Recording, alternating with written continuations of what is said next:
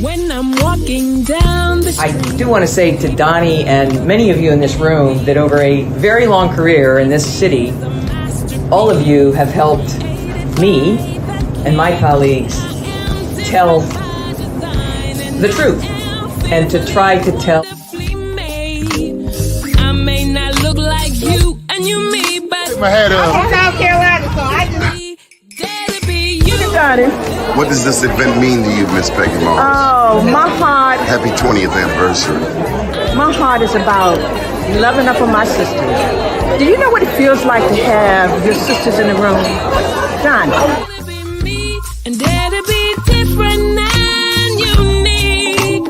I'm gonna be the best me I can be by letting His glory shine through. I am beautiful, I am blessed, but not just what you see in the flesh. I'm free from people, free from myself. There's The doctor lived next door to the janitor, to the reverend, and the lawyer. We were together. Now we get so high and mighty that you create stress for your society because you don't like poor black folks either.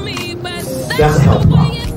Get yourself together so I can stop being taking care of geriatric people and get back to pediatrics. I thank you, Doni, for all you've done. Let's keep doing it all the more. letting His glory shine through. Dare to be you, dare to be me, dare to be different and unique.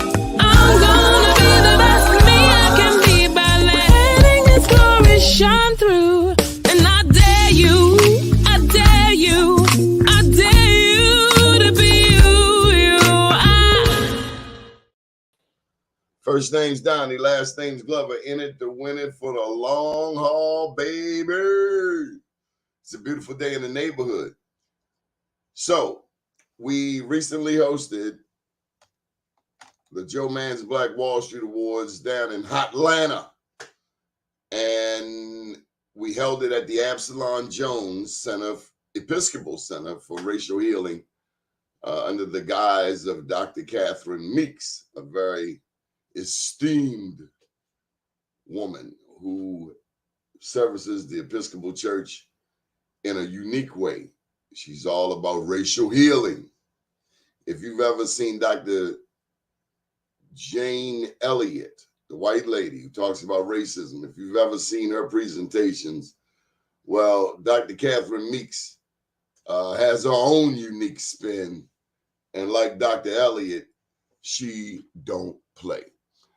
We're going to bring up Mr. Morocco Coleman, who helped us to organize this Black Wall Street Atlanta. Hello, sir. Salute to you. Yes, sir. Thank you very much. Salute you back. How are you, Morocco Coleman, Sarge? I am fantastic. How about yourself? Man, I'm rejuvenated. Usually I go up to New York to get some inspiration. This time I went to Atlanta to get some inspiration, and it was all that in a bag of chips. I didn't get to eat. I didn't get to go to a beautiful restaurant. Let me tell you, it didn't work out like I wanted, but I had every intention on getting a beautiful restaurant. I remember eating some beef ribs there years ago. Oh my God. Yeah. If you know Lavelle, a comedian, but it was some, oh my God. How have you been? I've been fantastic, and I'm still, to a certain extent, on cloud nine after the fantastic program that you brought to Atlanta. With your help. With your help. Well, you told me what you needed, and I reached out to the community, and I reached out to some of my friends. And you got a lot of friends. You know everybody in Atlanta. Who don't you know? Yeah, well, I'm a Grady baby. When you hear Atlantans say they're a Grady baby, that means that they were born at the preeminent Grady Hospital in downtown Atlanta. And so being a Grady baby, many of us Grady babies are still in place in the Black community on the West Side. And then we ventured out to all the other quadrants of the city. And so I just put out a call to some of my good friends and told them what I needed. These individuals also just happen to be individuals that give back to the community, that stay active, and they each have that deep-rooted mantra of, what have you done for the least of these? And so they all, have acquired and achieved in their own particular arenas, but they give back. And so these were the individuals that I contacted and that I introduced you to. And since you've left, I'm still getting phone calls. I'm still getting quite a bit of information off of Facebook of people so excited about the program, and they are just on a high. And someone told me, says, that was a heck of a group of people, man. They had such a diversity and this and that and the other. And I had to really look at it again, because I'm not really seeing it that way, only because these are people that I go back to childhood, elementary school, nursery school, Spelman College, high school, military. So I'm up on the tree so close that it was a little hard for me to see, but I'm starting to now embrace it. And I want to thank you for two things. I want to thank you first for bringing the esteemed Wall Street Awards, with Joe Mann's Wall Street Award, which is very prestigious. And I also got a copy of your new book. And I downloaded it on my Nook. I don't want to go to the bookstore and I don't have to wait for them to ship it. So I just hit a button and there it is. And so I read quite a bit the last day and a half, and your book is excellent. It is excellent. It is educational. It is empowering. It provides the knowledge. And I'm very taken with the things that I've learned, as when you came to Atlanta at the awards program and you laid knowledge on the audience all the way back to, we all know a little bit about Wall Street, or we know the name and we know what happened in Tulsa, Oklahoma. But your book is digging back into the before story, going back to, well, basically it goes back to that first sail that stood up and started walking in Africa. And so you brought that home and you brought us to a new way of thinking. In other words, it was a paradigm shift. Your knowledge that was dropped out there took us to a place that many of us have not even processed. And so it's all about the thinking. And once that thinking takes place, now you're stepping into knowledge. And knowledge is power. So you bring power, brother. And that word power for you means a whole lot of powerful, stronger things. And again, I thank you. Well, the pleasure's mine. Now, I think as we start discussing people, I think we ought to be starting with your wife. Okay. We're going to recognize her the next time around, but I think you should tell them who she is. Okay. My wife is named Paula Jarrett. And once we were married, it's now Paula Jarrett Coleman. I first met her when we were 18 months old at Spelman Nursery School, Spelman College, right across the streets at Morehouse and Spelman, right across from the Absalom Jones Center for Racial Healing, where you had the Wall Street program and where you also attended the college right across the streets, Morehouse. Well, Spelman had a nursery school for teachers, future teachers that wanted to go into early childhood education. So many of my friends today that I still associate and hang with attended Spelman Nursery School. By the time I was 2 years old, my mother said I came home every day talking about this girl named Paula. Hey, you're 2 years old. How you gonna be talking about a little girl at 2 years old? Well, my mother-in-law, we all lived on Beckwith Street. Beckwith Street is a long street. It's probably a mile and a half, but the little kids like that, it was a forever street. I just knew she lived down there somewhere. And so My grandmother lived on that street. I lived on that street, and Paula lived down across the street from the president's house at Atlanta University. Her father was a English professor, old English professor at Atlanta University. Eventually, he became the president of Atlanta University. But my mother-in-law said that she came to pick Paula up from nursery school on 3 occasions. And on those 3 occasions, I came up and I said, Mrs. Jarrett, my mother said, would you take me to my grandmother's house, please? And she said, certainly, honey. My mother was a school teacher, so she taught in Conyers, Georgia. It's about 40 miles outside of Atlanta. So the 3rd time she took me to my grandmother said, please don't bring him here again. We don't know why he's doing this. His mother didn't say to bring him here. We don't know what this is about. But I guess I wanted to ride in the car next to her. So anyway, we go on and we go to different elementary schools. Then we go to high school. By the time we got to high school, I was a hurdler on the track team. I ended up being the city and the state champion. Well, she would be up and down the halls at Booker T. Washington High School, where we attended, with plenty of books in her arms and pencils behind her ear. She eventually, by the time we graduated, she was the valedictorian.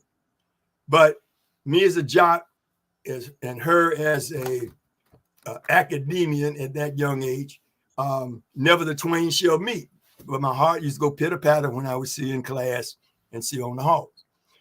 So she goes to Fisk. I go to North Carolina Central University.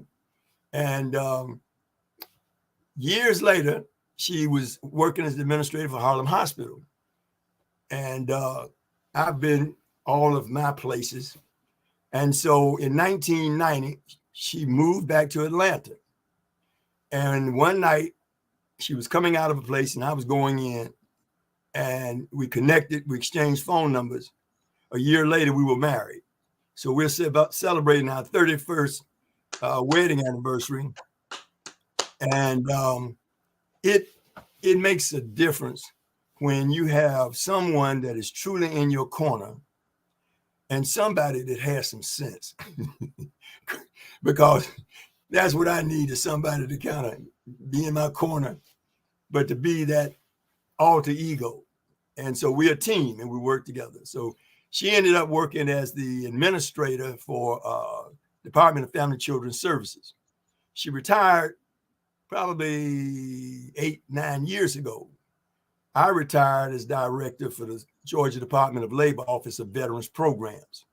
I help veterans, children, wives for benefits and any problems they're having with VAs around the country. I've been retired 23 years and my phone was ringing just now, and that was a veteran calling from Oklahoma needing help with his veterans benefits. So she and I worked together because she used to go to the Black Caucus with me in DC, where I chair a board of employment and training with the Black Caucus. And she got to see what PTSD is about and these studies and veterans issues. So one day she called me and she said, listen, at my office with DFACS, I've got a guy that's getting ready to go to jail for slapping his wife. The family's going to be broken up. He's going to jail. But because she had studied PTSD with me in DC and other places, she said, he's one of yours. He's a veteran.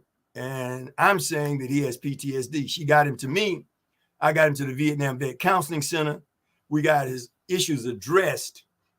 And the slapping was an outcry and a part of his PTSD, which has never been addressed. We got him squared away. We kept him out of jail. We got him disability for it. He had no income. Now he's got a big check coming every month, and we're able to put the family back together. So we started working together like that, and eventually her superiors put me on the board of Department of Family and Children's Services as a liaison or a linkage to take some of the slack off of them with the veterans community. So that's my wife, Jared. Morocco, tell me what a soldier goes through when he comes back home from a war zone.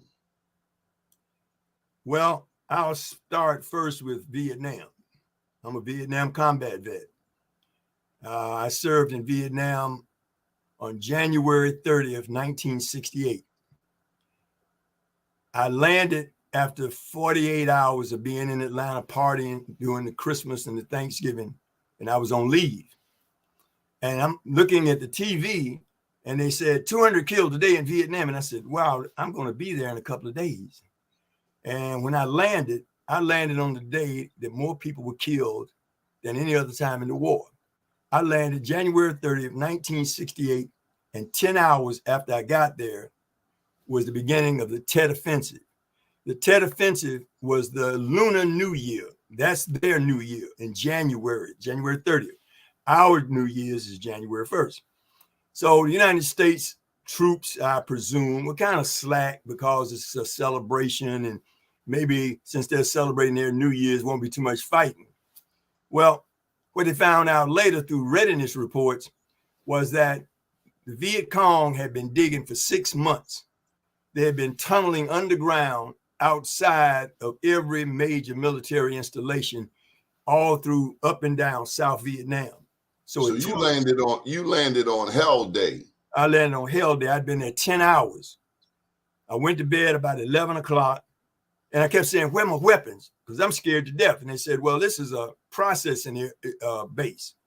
You got these guard towers where people pulling guard duty. They're protecting us here. You don't need a weapon. You'll get your weapons in 2 or 3 days when we get through processing you and ship you out to your base camp. Morocco, I just got to tell you, that's the reason I didn't go into the military, because I didn't trust them people.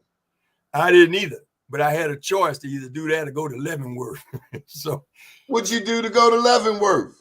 Well, if you don't answer the call when that uncle that I didn't know I had sent me a letter telling me that I was now drafted into the United States military, I didn't want to go.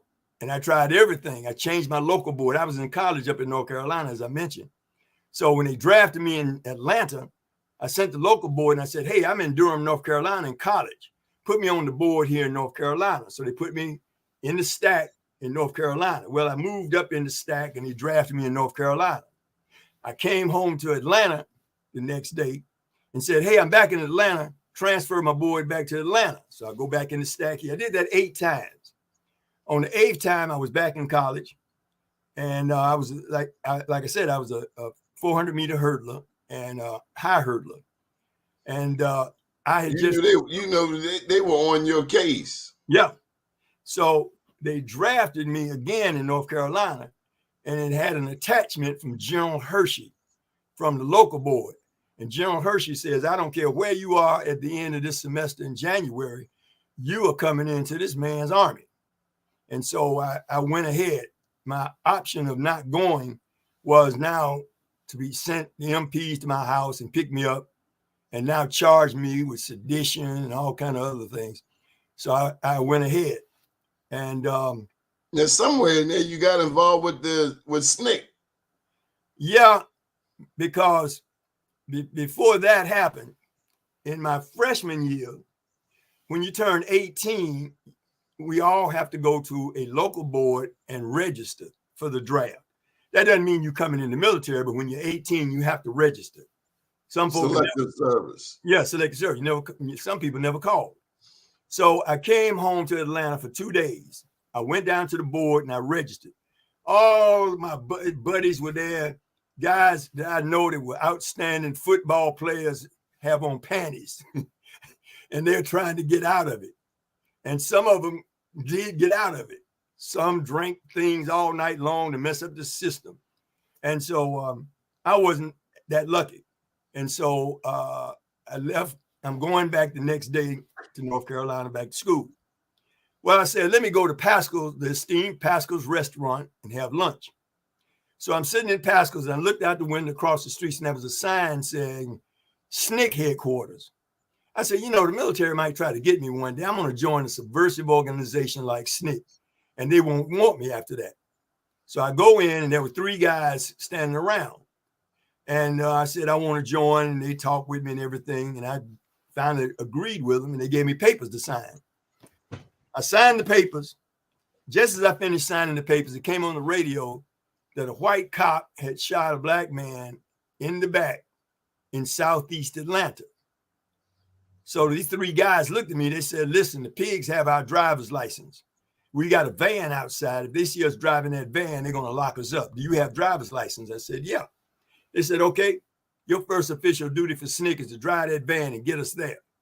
So I drove to the scene of the shooting, and it was a four-way intersection, and Black people were en masse in that intersection, waiting for some leadership.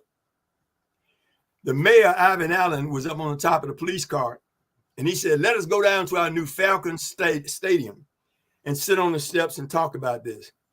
I ran up and grabbed the bumper and started rocking the car and cursing him and telling him we didn't want to talk. And all of a sudden, these brothers came up and helped me rock the car. The mayor fell off. The police threw the mayor in the police car. They took off bricks, bottles started flying. And I have a picture of that incident that my aunt sent me off the front page of the New York Times. The three guys that I took that day from SNCC was Stokely Carmichael, Rap Brown, and Cleve Sellers. His son, Bakari Sellers, is the young man that's on the MSNBC as a commentator. And so that was my introduction to SNCC. And so I went back to college and I took that mindset and I started organizing around the campuses and whatnot. Then I was drafted eventually in my junior year. And I ended up at Fort Lee, Virginia. And I came in one Saturday morning and I saw they had a track meet. And I asked what was going on. They said, we're having Army Nationals. We're looking for competitors, people that are competitive enough to send to the 1968 Olympics. Well, this is what I was trying to do in college. I had gotten a letter possibly for the trials in Lake Tahoe in 1967 for the Olympics in 68. So now I get my gear. I always kept it with me, my shoes and my equipment. And I went out and I ran and I won the hurdles event. The finals was in 2 weeks. So I came back in 2 weeks and I won it. And I said, now I can go to the Olympics running for the Army and Special Services. They said, no, we need that speed and the rice paddies of Vietnam. So that brings us back to January 30th. And so all hell broke loose at 2 o'clock in the morning. I went to bed at 11 o'clock. At 2 o'clock in the morning, an explosion 30 miles away was so powerful. It picked me up out the bed, threw me across the room. I hit the floor rolling. I remember the arms room was next door. I need a weapon. I run out the door. Charlie's coming all through the compound. The arms door is locked. There's a guy laying in the door. I don't know whether he's dead or alive. I grabbed his bullets and ammo and his weapon and ran to a bunker. In that bunker was 7 other guys. We fought from that bunker like everybody else was fighting. And we fought from 2 o'clock in the morning until about 5:30 daybreak. You couldn't call for reinforcements because everybody was getting hit at the same time throughout whole Vietnam. And so that was the beginning of the Lunar New Year, the Tet Offensive of 1968. And on that day, more people were killed than any other time in the war. So that was my introduction. And so I wrote a book about my experiences. And I go through that process. I go through the combat. I go through other things. And I return home. Well, when I get back, and, like right before I came home, they came and said, Coleman, get your stuff. Get my stuff for what? You going home? I said, oh, man. So I get my gear. They take me 12 hours later. They put me on a commercial jetliner with 300 other guys. We leave out of Vietnam. They fly us to Fort in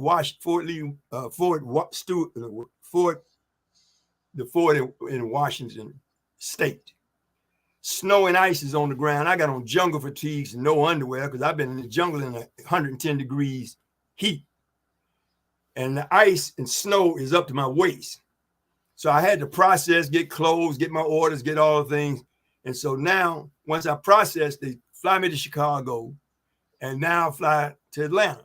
Well, I get to Atlanta, my parents are there and all my friends and everybody's grabbing and pulling on me. And I'm looking at these people and they're strange to me.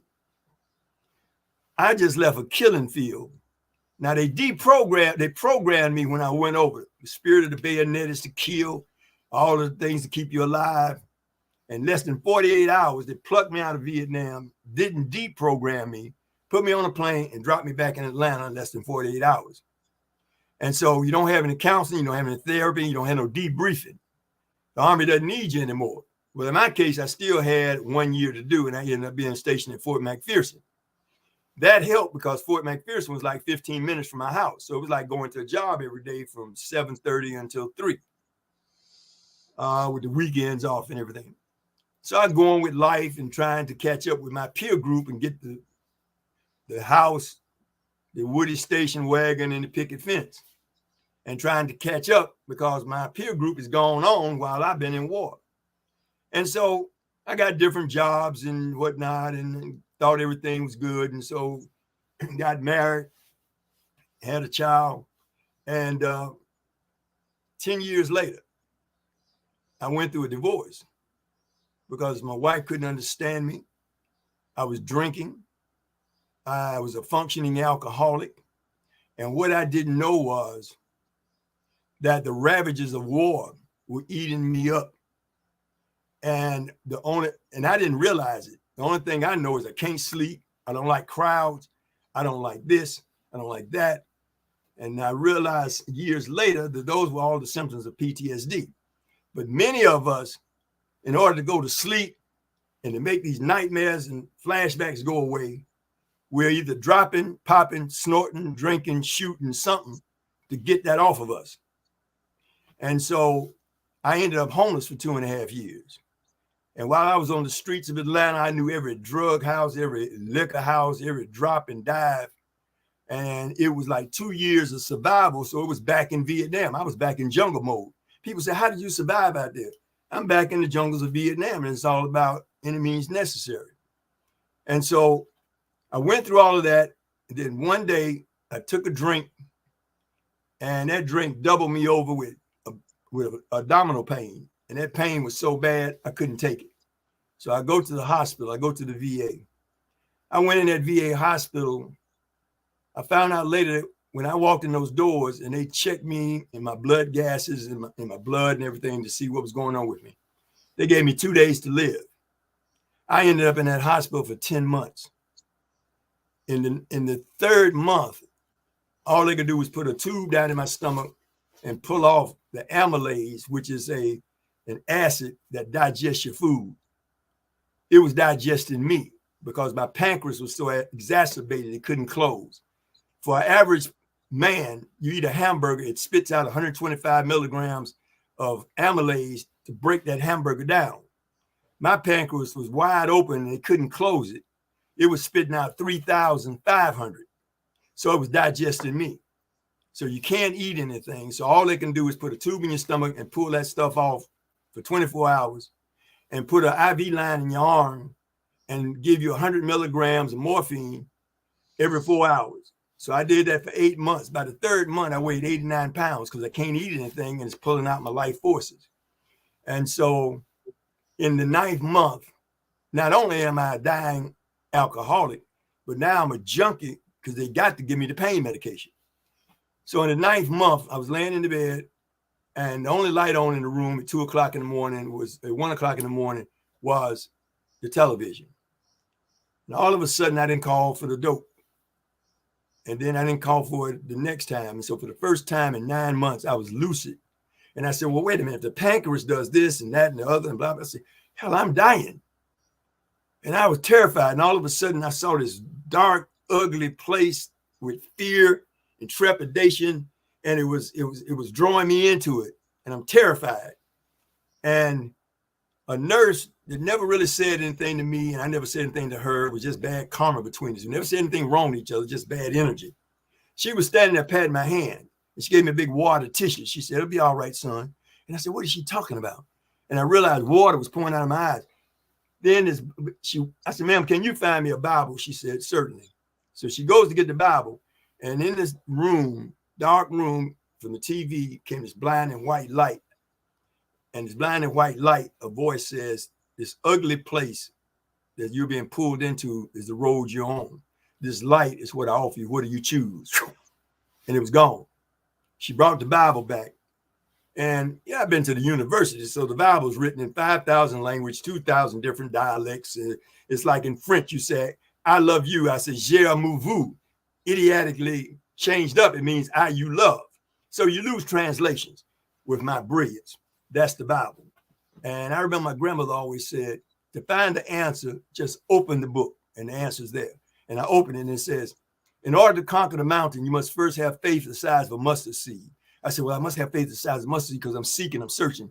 And I read from 2 o'clock in the morning until daybreak. The doctor came in and he stood at the bed and he said the same thing that he says every morning when he comes in. Mr. Coleman, how do you feel today? And I used to say, Doc, this hurts, that hurts, blah, blah. This is the 9th month. And I said, Doc, I said, for some reason, I feel better. He started smiling. He said, yes, we know. I said, what do you mean? He said, son, during the night, according to your chart, your vital signs have changed. We don't understand certain things in medicine, and this is one of them. But your vital signs have started to change, and there's a new surgical procedure on the pancreas. And if you want to try it, we're willing to do it. And if you're successful, it's an 8-hour surgery. If you're successful, you'll probably go into the medical journals because this is an experimental surgery. I said, anything to get this pain off. So I had 8 hours of surgery. It took me about 3 years to get my health back, to get my mind back, to get myself together. And then I said, well, now I know how to drink socially 3 years later. So I'm in Cincinnati, Ohio at a reunion with some people that asked me to go with them to their reunion. On the way to Cincinnati in this van, they had plenty of booze and everything. And I took this much of a drink. By the time we got to Cincinnati, I was double over with that pain and everything again. I stayed in the hotel room for 3 days, vomiting and everything else. We were leaving in the night, Sunday night. The pain was on me, and I looked over in the distance, and I saw something that said the Alvin C. York VA Hospital. This is my cousin coming on. This is Ed Coleman from Richmond, Virginia. Ed is my cousin brother, and Ed also is with the 5th Special Forces? Seventh group. 7th group. Green. Yeah. And yeah. Give me just a second, Ed, to finish this up. So okay. I said, take me to that VA hospital over there. And they took me in there about 11 o'clock at night. They got me in there. They put the tube in. They gave me the dope and everything. And 5 days later, when I came to, I was on an incline board, strapped down, feet and ankles. The next day, I was better enough to go home. Everything was fine. So I'm going down the hall to leave. The girl that I was with went to make travel arrangements. This brother was coming towards me with a 3-piece suit on about my age. I said, excuse me, brother, which way do I go to check out? He said, go this way, that way. I said, thanks. I started walking off, and somebody said, Morocco. And I said, wait a minute, I don't know nobody in Cincinnati, Ohio. So I cautiously turned around, and it's the same guy. He said, Morocco, I don't know your last name, but your name's Morocco. I said, yeah. He said, brother, where are you from? I said, Atlanta. He said, you getting ready to go home? I said, yeah. He says, man, I don't believe this. He said, come on with me. That's what this is about. I said, come on. We go down the hall. That's what it's about. He said, just come on with me. We get to a door and it says chaplain. He said, let's go in here. We go in. He goes and sits down behind the desk. He said, grab a seat. I said, brother, what's this about? He said, man, my name is Wilton E. Blake. He said, I'm the chaplain here at the VA hospital in Cincinnati. He said, brother, less than 32 hours ago, they called me in to intensive care at 3 o'clock in the morning from home to come to give you the last rites. He said, your heart was 200 over 199. He said, you were in the balance between good and evil, God and the devil. Either your heart was going to burst out of your chest or you're going to flop back this way. He said, excuse me, brother, but when I sprinkled the holy water, got ready to sprinkle the holy water on you, he said, you broke one of the leather restraints and reached for my throat. He said, the look in your eyes terrified me. He said, and I unasked the place, excuse my French. He said, and you getting ready to go home? I said, yeah. He said, here's my card. He said, stay in touch with me, brother. I said, okay. And we did our formalities and I got ready to leave. And he says, Morocco. I said, yeah. He said, get ready, brother, when you get home. He said, the Lord's got some powerful work for you to do. So I came home. I said, man, I need to get myself straightened out. Something's wrong with me. So I went to the Vietnam Vet Counseling Center and I started going through the treatment programs and I found out what I had, PTSD, what it was all about, et cetera, et cetera, et cetera. One day. How later is this that you find out about the PTSD? I knew when I got back from Cincinnati, from that hospital, and I said, I need to go get some help somewhere. And it took about how many years later was this after Vietnam? It took this was in 1980. 80, let me see, 85, because I got a job. This was 1984. So it's damn near 20 years before you get help. Yeah, but see, remember now, I'm college educated. I'm almost an international track star. It's called denial. I'm brilliant, and I'm a full-blown alcoholic, and I can fool people.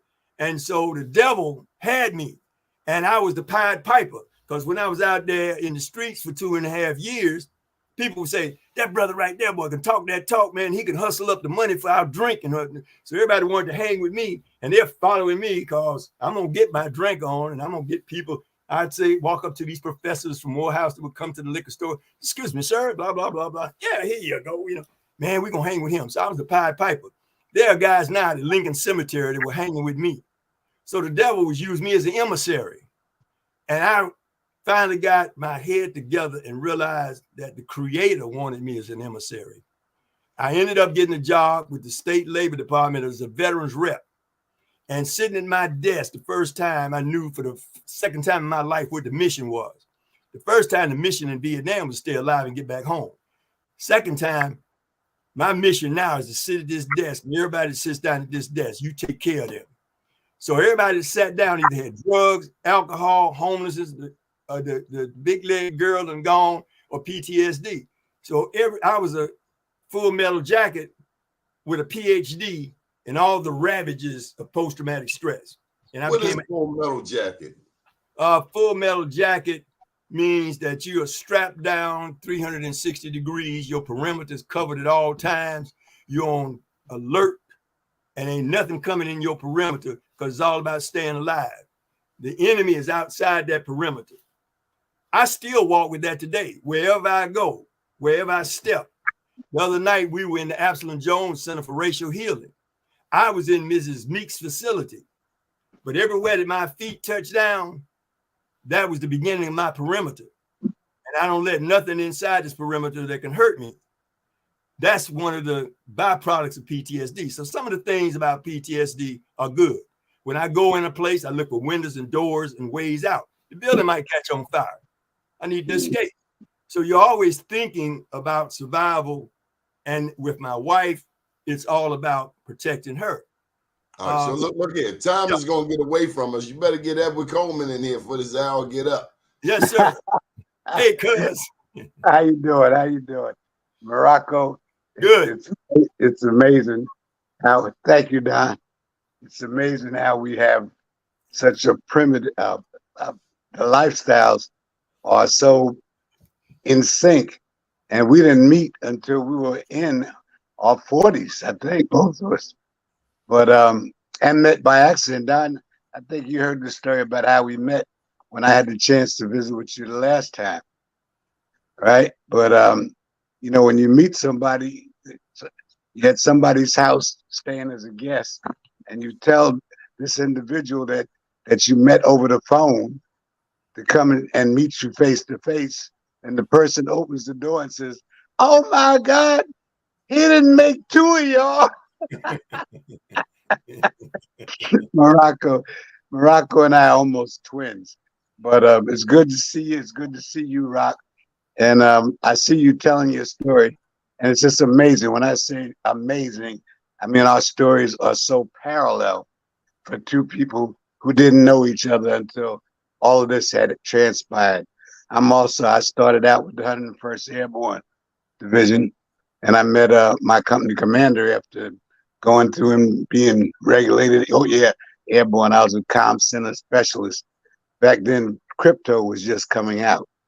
So before I got to the 101st, I went to signal school at Fort Gordon, Georgia, and they tested me and found out that I could think, and they made me a student of crypto. So when I got to the 101st Airborne, I was kind of a special guy in communications. And actually, I had a guard on me when we were in the field. to make sure I didn't get captured and they didn't get a chance to get my knowledge of crypto and et cetera, et cetera. And Well, let them know that crypto is not the crypto coins now. We're talking about decoding information coming over telexes and stuff. Right. That's when they first came out with coding past the radio with the computers. Code, you put a code in for a message, and it was like, meet me at zone so and so and so and so. Oh, ABCFFFOY. And you had to know the code to put it in so that the person on the other end could read it and understand it. And it was kind of difficult to do, but again, I mastered it and was able to do that. So when I was in the field, I had a guard over me. I was in a hut. You see the boxes on the back of the military trucks. I was in one of those, and there were guards posted outside of it.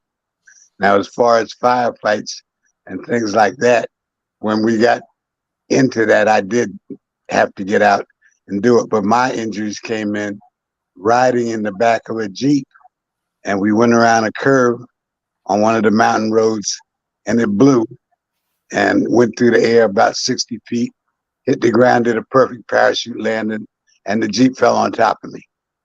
So I was pronounced dead at the scene, strapped to the outside of the chopper when it came in, flown into the camp, heard my top sergeant say, "Oh, expletive. Coleman got himself killed." I said, "Well, I must be dead. You know, I hear all of this stuff." Well, they flew me in. I woke up in the hospital, and many injuries, facial reconstruction, shoulders. I mean, that's just a long story. But I do have to say that being accepted as a disabled veteran, for you veterans that do have issues, the VA is set up to help you out. And I think Morocco can testify to that. I know there's about 10 or 15 or 20 or 30, maybe 500,000 veterans that can testify to that. Are you a veteran, Don? No, sir. My father was. Korea. No. Oh, God. Korea. I need to see you. That was not an easy set. You know, when we had to deal with jungle, they had to deal with coal and ammunition shortages and coal and food shortages and coal and thousands of Koreans attacking them and Chinese. That's a whole nother story. So, you know, thank you for your dad.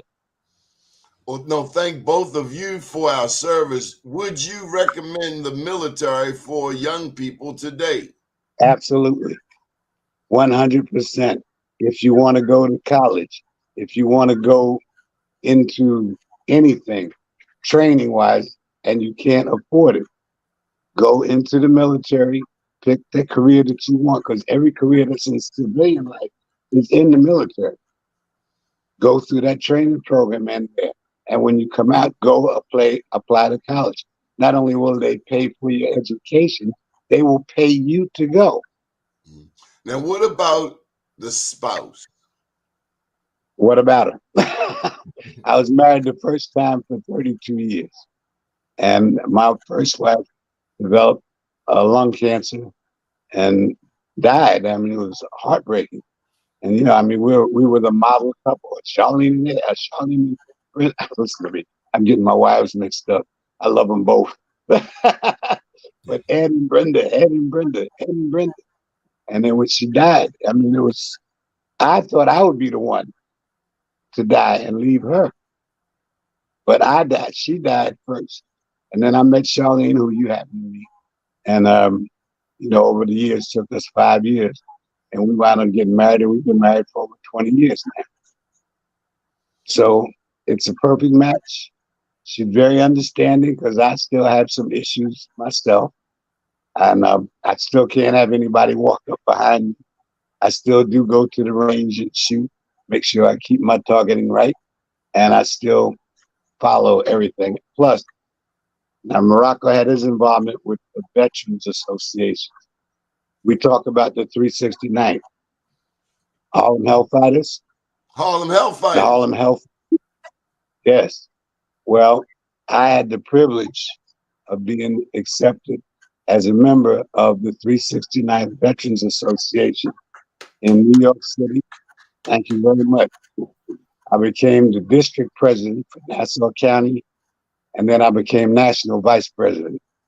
And the training that I got from that group of individuals cannot be compared to anything else. I had a mentor and a fellow that was, his family and my family were very close. He had 2 sons, but he also treated me like a son. His name was Major General Fraser Ford. He was the executive chief for the district attorney in New York. He was my friend. He was my mentor. I miss him to this day. His grandchildren are all my godchildren. Now, the Hall of Hellfighters, all of you received the French Cross? Yes, sir. Because the United States was too trifling to recognize you. It took the Frenchmen to recognize the 369th. Is that correct? The story of the 369th is both heartbreaking and prideful. When the First World War started, they asked for volunteers, and the get back from that was you came out. When you came back home, you'd not be a black man or a nigger, you'd be a veteran. So blacks volunteered for it. When they got to France, instead of them being assigned to combat units, they put them on the docks unloading ships. The French that was an insult. Oh, big time. These were combat soldiers. They were combat trained, and they went to fight. They were willing to give up their lives to stop the Nazi terror thing that they were doing to Germany, France, and most of Europe at the time. So yes, it was a major insult. Well, the French command, going to view the supplies coming in from the United States, noticed that the black men had combat patches on as a combat infantry outfit. And they said, how come they're out here unloading ships? And the Persian had made it a rule that these Negroes were not to be put in combat because he didn't want them coming back to the United States as veterans. The ship said, when you have men who are willing to give their life, then you should be able to give them everything. And they took the black soldiers and put them under the French command, and they had more honor as warriors than any American group or French group or any other group that was out there. And just another story. Yeah, they were given each one of these combat veterans. Now they took some heavy losses. But they received the Cross de Guerre, the Cross of War and Gallantry, because they never gave up an inch of ground. Even when they were getting overrun, they said, we ain't backing up none. And they kicked butt and took names. And man, one of the most beautiful things you ever want to see is to Google the Harlem 369th Hellfighters. And when they came back from World War I, they marched through New York City downtown. And man, they got on the Smokey the Bear hats and they're stepping it off, man. And this is like in the 20s, because the war was in 1914 to 1917. First World War. Before Tulsa's Black Wall Street got burned to the ground, a lot of your soldiers came back and were lynched in uniform. Yes, absolutely. Many of the, as I'm reading your book, and again, those business people in Tulsa and everything had risen to that status, but they were on the shoulders of the Maroons and the pirates and the Africans, man, back before slavery and then in slavery. We stand on their shoulders. Same thing with Ed and I in the military. We were able to make rank. We were able to step a whole different way because of guys like the 369th Hellfighters, the 761st Black Panther Tank Unit under Patton, and many of the soldiers. Who was the 761st? You to school me. I need you to school my people. Who were the 761st? The 761st was a tank unit, which is like same thing, an infantry unit. It's just on tanks. And And these brothers were tankers under General Patton. And during World War II, they were sent into a place called Buchenwald, Germany. Yes, indeed. In Buchenwald, that was one of the locations where the Nazis had these prison camps and the ovens. And they were stuffing Jews into these ovens, man, burning them. And that was the way that racial ethnic cleansing and whatnot. Well, the mission from the 761st Tank Unit, all these brothers, they rode in there with them tanks, man. They lit up the place. They rescued the Jews from those ovens. And afterwards, man, pictures were taken. And the pictures were taken, man, and these Jews were hanging on to these brothers, man, and they were looking up at them, man.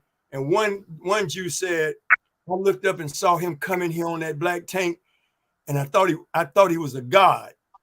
And so 50 years after World War II, they found some of those tankers and took them back to that same location, and they found some of those Jews.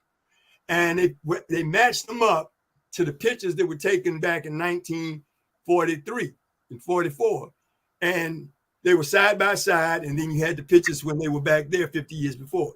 Now, these pictures, and all that I'm telling you is documented by a man named W.A. Scott. The other night, you gave an award to his daughter, Alexis Scott. Mr. Scott and his two brothers and his father started the oldest black newspaper in Atlanta, I think in the country. First daily black newspaper in the country. Yeah, the Atlanta Daily World newspaper.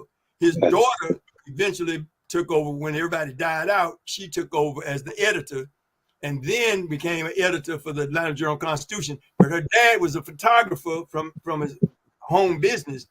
And the military sent him and attached him to some of these units like the 761st to take pictures and to document. So when you pull up Buchenwald, those are his pictures. Mr. Coleman, come on. You remember the 761st? Yes, I do. I remember them well.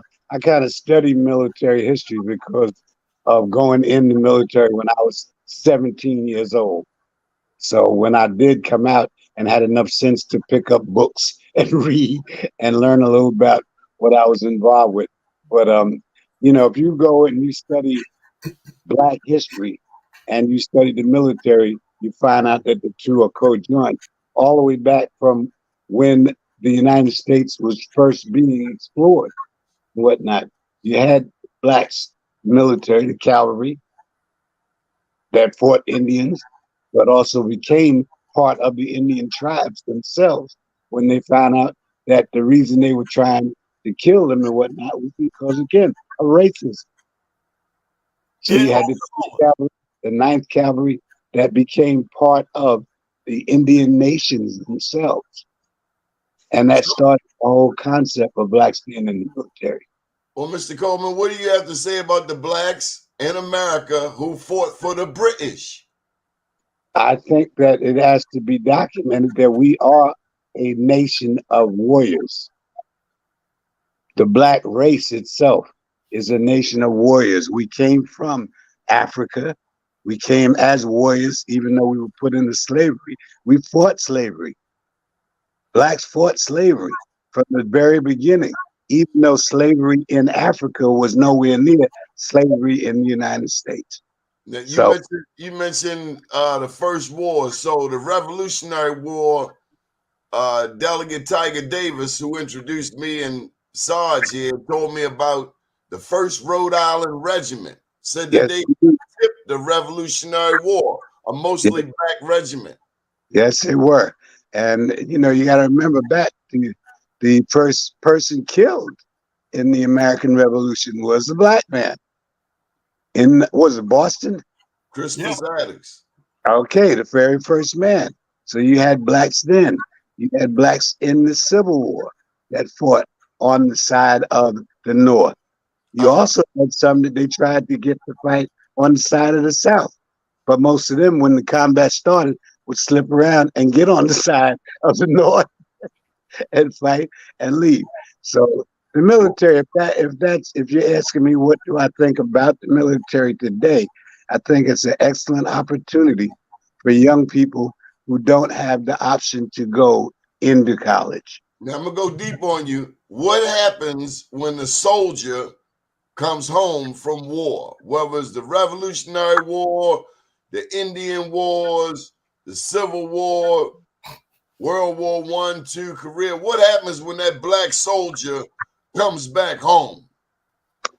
Well, that's a question that would probably take a couple of hours to break down because it's actually different for each individual, depending on what they experienced during their time there. The good part and the commonality now is that the services, the United States Veteran Service has progressed so much that it offers help, assistance, and direction to anybody that is willing to go and get it. Do we take care of our veterans like we should? I have to say yes, because my experience has been very, very beneficial. It did take a little time for me to get what I found out. And again, I found out. I didn't know that I was entitled to, but I found out. It took a little bit longer for me than most because of what I did. Being in Special Forces, being a Green Beret, top secret clearance, the whole bit. It took a little while for me to get it all worked out, but it's been 100%. As I said, they paid for me to go to college. They paid for me while I went to college. They supported my son when he was going to school, and on and on and on. And to this day, now I'm going to be 80 years old in August. I still get a very substantial check from them. Thank you, Donnie. I've been pronounced dead 3 times. Okay. So what happens when you see a January 6th? Anger, disappointment that I'm not there and able to help those gentlemen that were trapped inside. I mean, that was just crazy. And there's going to be more that comes out from that because, I mean, how are you going to have a mob attack Congress and the police inside can't shoot? They couldn't shoot back. And these men were going in there with death in their minds. Those guys were in combat. They were in combat. And if they don't do something more to make this understood that you cannot do that, it will happen again. Trump didn't get any punishment. It's not over yet for him. I think his punishment is coming. And if it doesn't happen here, it'll happen to him when he dies. But I'm from New York, so I've been knowing about Donald Trump most of my life. And he is not someone that we like. Okay, he's a racist. He denied blacks residency in his housing developments. I could just sit here and go on about Trump forever. What borough are you in? I'm in Richmond, Virginia now. Oh, okay. What But borough do you claim?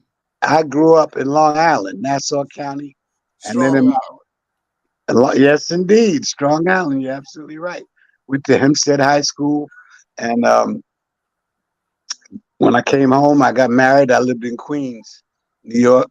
And then in my later years, we lived in Brooklyn in a brand new housing development that was like living in a country club called Starrett City. So I got to get this in. You're in Richmond, so you know all about Maggie Lena Walker. Oh, yes, indeed. And Charlene's mother and family were actually very much in the forefront of civil rights. Her aunts, her mom was the first black surgical nurse that was allowed to work on the operating platform with the white doctors in the state of Virginia.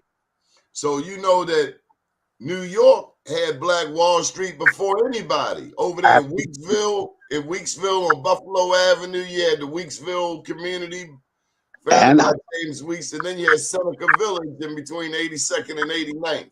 And Harlem itself, okay? And Harlem had a whole society. It was a city within a city. And it was just in the forefront of, and I know all about that. My dad was a part of that. I don't know if you remember the TV show Sanford and Son? Yeah. That was patterned after my dad and myself. Yes. Tell him your dad's name. Sanford. And I was the son that didn't want to get dirty. And we had a white German shepherd named Lamont.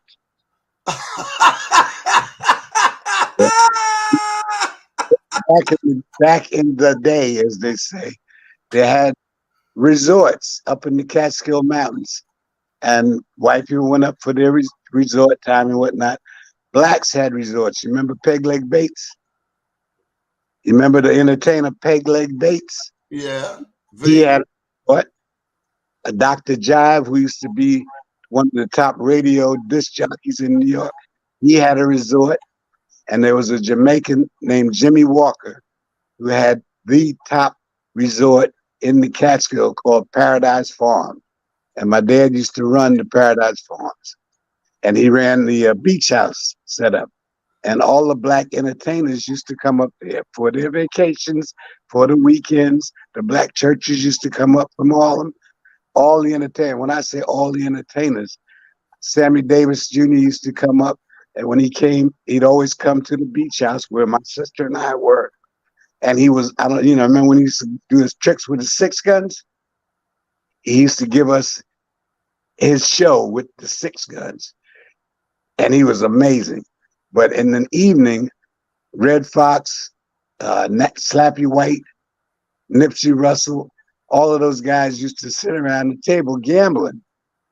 And they used to talk. Slappy White from Baltimore? I don't remember where he was from. They got a sign around the corner from my house with his name on it, Slappy White. There you go. He was a hell of a comedian.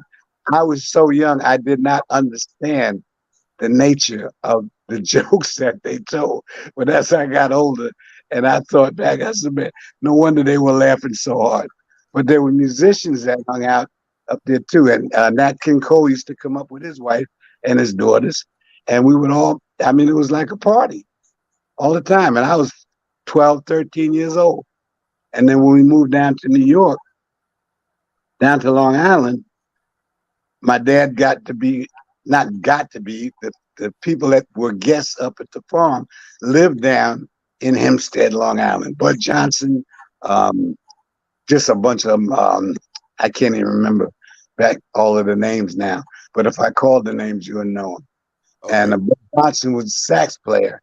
That he was one of the top musicians. If you read, oh God, still alive now. When it took the black band to Europe, Quincy Jones. Quincy Jones wrote his book, and he talked about the old dude, how he had to send him back home from France because he cut up somebody in the nightclub that they were working at. But at any rate, yeah. I could sit here. I'm like me and Morocco. I think it's genetic. We could tell stories forever. What's your message to the young people before we go? Pay attention to what your seniors are telling you. Follow the examples that are positive, that are put in front of you, and listen, listen, listen. How about you, Morocco? Any closing thoughts? Thank you for setting up just not just the Black Wall Street Atlanta, but this show here. You're forever educating us. Yeah, well, I say the same thing that Ed just said, and education. Everybody can't go to college, but there are technical schools and or whatever is your heartbeat, whatever it is that you want to do.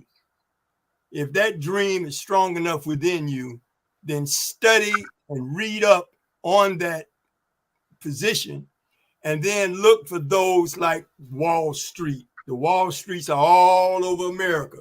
We are Wall Street.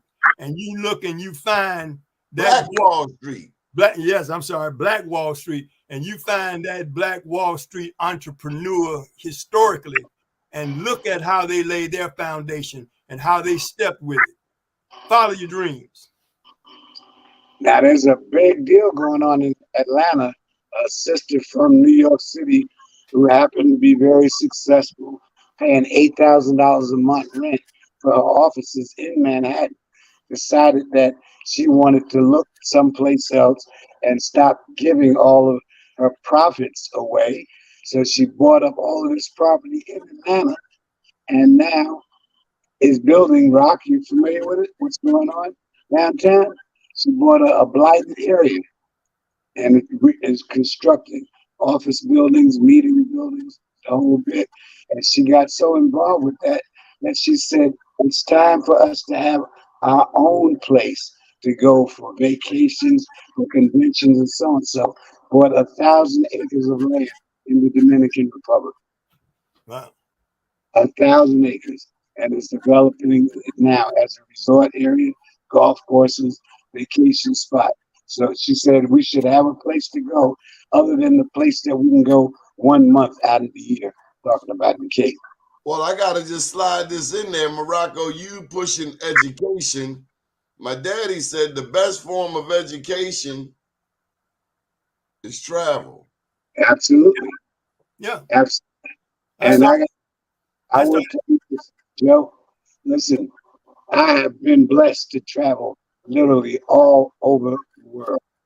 And I find that if we travel more, if we go more, we learn more, and it makes us better people, and it gives us something to pass on to the young people. I started traveling at 3 years old. My dad was a dining car waiter on the Southern Crescent train. It ran from Atlanta to New Orleans, back to Atlanta to New York, D.C., back to Atlanta. Left on Friday, came back on Monday.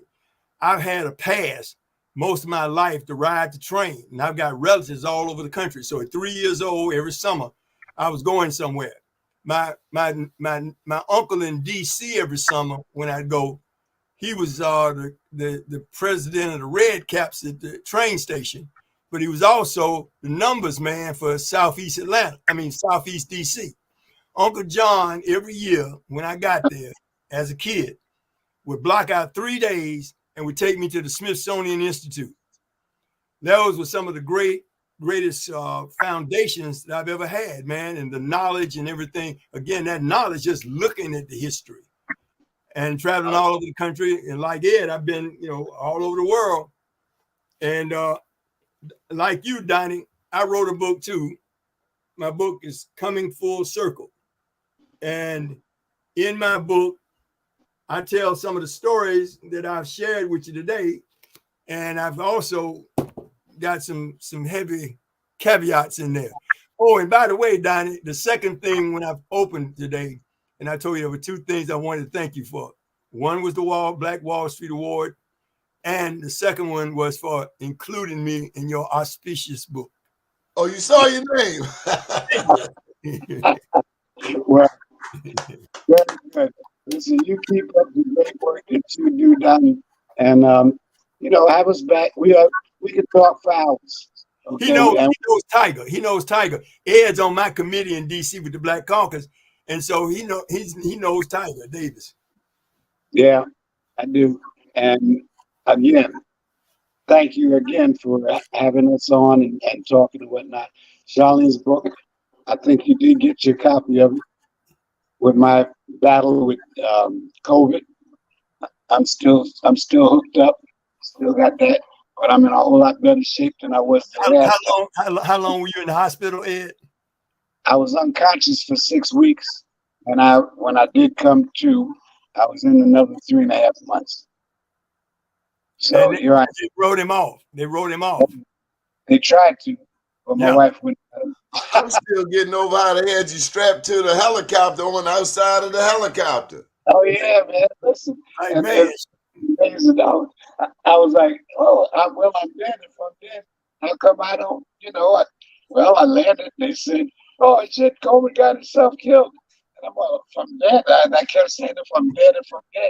And then when I did finally wake up, I was all strapped up. This was up in the air. My face, I couldn't talk. And I did that. Wanted to get out of there and go. I said, I can talk. God said, give me your hand with my left hand, because my right hand was like this. He said, now put your thumb in your mouth. And I opened my mouth up wide, and this is how far I got. But yeah, we can talk for hours, and I enjoy it. It ain't over. It ain't over. It ain't over. No, sir. Till God say it's over. We're in the process of doing a documentary on my wife and her journeys with the TV show Tropical Beat. Good stuff. Gentlemen, Okay. thank you for your time, and we appreciate you joining us today. And we appreciate you having us there. Yes, Thank sir. you. Good morning, world.